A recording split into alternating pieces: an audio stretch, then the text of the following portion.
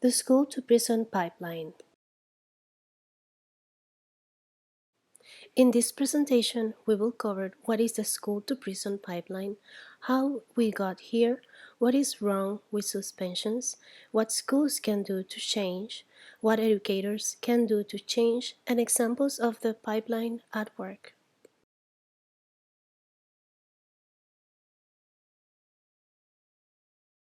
What is the school to prison pipeline? According to the National Education Association, the school to prison pipeline disproportionately places students of color, including those who identify as LGBTQ, have disabilities, and or are English language learners, into the criminal justice system for minor school infractions and disciplinary matters, subjecting them to harsher punishment than their white peers for the same behaviors. According to the California Department of Education, during the school year of 2017 and 18, the suspension rate for students identified as African American was 9.4%, 3 times higher than the suspension rate for white, Filipino, or Asian students.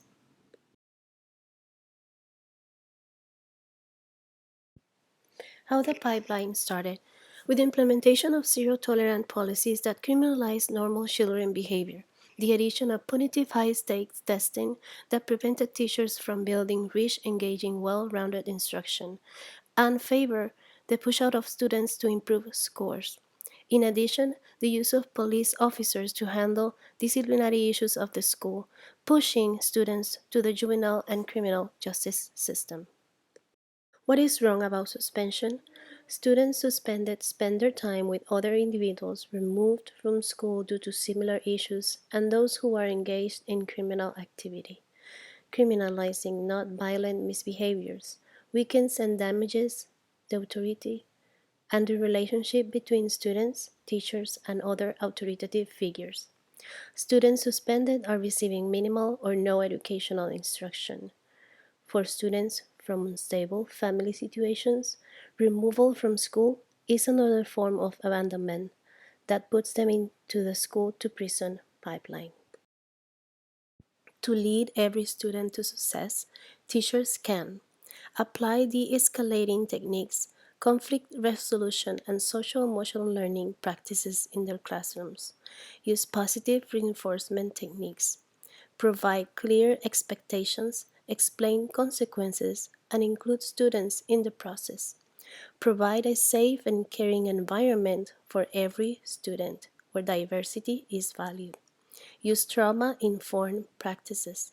Provide for a culturally relevant curriculum. Use UDL guidelines to provide for an engaging and motivating lesson delivery that targets all learners equally. To lead every student to success, schools can implement restorative justice programs, provide for a variety of resources for students to increase and develop skills, provide multiple opportunities for students to participate in multicultural activities, promote a positive and healthy relationship between law enforcement and students, do not implement one-size-fits-all punishments, provide teachers with the tools necessary to engage with a culturally diverse population, provide services for students victims of trauma, implement positive behavioral interventions and supports, include the community and family members to create a supportive and nurturing school environment.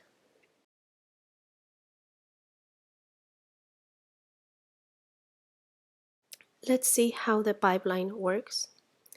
A 6-year-old biracial student was suspended for 10 days for drawing the image on top. The student had a difficult time that day. Her mother told him to draw comics instead of acting out when he felt frustrated. For school officials, the suspension was justified because the student was a threat of violence. An African American high school student was suspended after school officials smelled marijuana and accused him to be the source. The student was searched and submitted to drug testings. Both results were negative to the presence of any drug. The student went through a 5 day suspension anyways. What could have been done differently?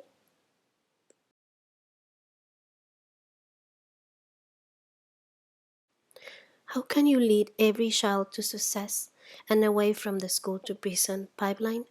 Thank you for listening. To find more information about the school to prison pipeline, consult the following references.